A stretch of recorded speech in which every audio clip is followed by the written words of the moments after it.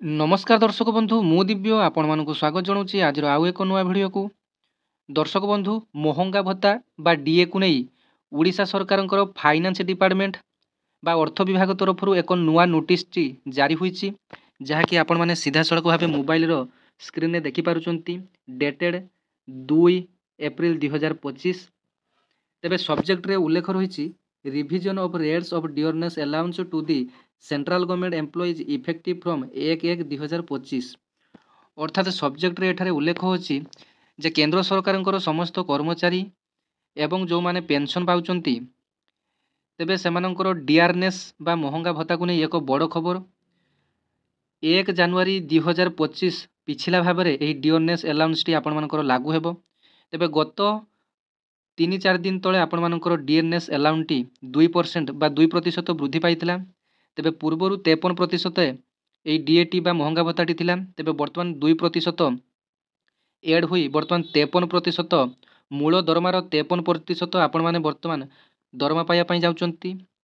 तेबे जेहेतु एप्रिल 1 एवं एप्रिल 2 तारिख रे नुआ आर्थिक वर्ष जुगु आपण मानकर किछि ट्रांजैक्शन होई नै एवं राज्य सरकार एवं केंद्र सरकार समस्त कर्मचारी ए जाबत दरमा पाई नाहंती। तेबे आसंता काली समस्त को दरमा मिल जिवो एवं एही दरमा सांगरे आपण मानकर डीएटी आशा करा जाउची डीएटी मध्ये आपण मानकु मिल जिवो एवं डीए मिलिले आपण मानकु पिछला भाबरे जनवरी फेब्रुआरी मार्च तेबे 3 मासर आपण मानकु नगद आपण मानकर दरमा सहित क्रेडिट होई जिवो। तो दर्शक बंधु आपण माने जानिचंती जे ही महंगा भत्ता बा डीएटी वर्ष को 2 थर बढ़ी थाए। गोटे है जनवरी रु जून पर्यंत एवं अन्यटी है जुलाई रु डिसेम्बर पर्यंत। तेबे सरकार 2025 रे प्रथम थर पई 2% महंगा भत्ता को वृद्धि करिसंती जहाँकि सीधा सड़क भाव 53% रु 55% को वृद्धि पाई।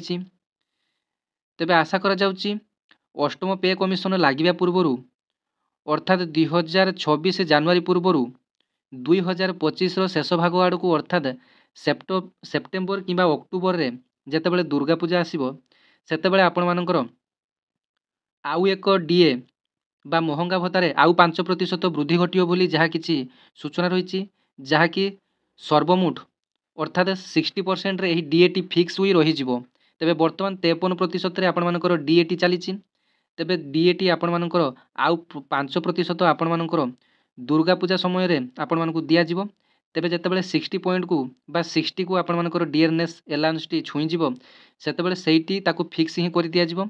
तापरे 8 पे कमिशन टी 2026 जनवरी पहिला रु आपण मानकर लागू हे जिवो। तेबे लागू हेबा पई सरकारंकर किछि समय लागि पारे किंतु आपण माने पिछला भाव में 2026 1 एप्रिल रु आपण मानकर 8 पे कमिशन रो नूतन बा वर्धित दरमा अनुसार आपण माने दरमा पाइबे जहाँकि विभिन्न फिटमेट फैक्टर उपरे वर्तमान आलोचना चली जे सरकार वर्तमान अभिवृद्धि हार बा जीडीपी को आपण मानकर लक्ष्य करी यही फिटमेट फैक्टर टी को स्थिर करेंगे जे 1% बढ़ेबे कि 2% बढ़ेबे कि 2.5 गुण बढ़ेबे कि 3 गुण बढ़ेबे ता सरकारंकर उपरे बा फाइनान्स डिपार्टमेंट उपरे स्थिर करे।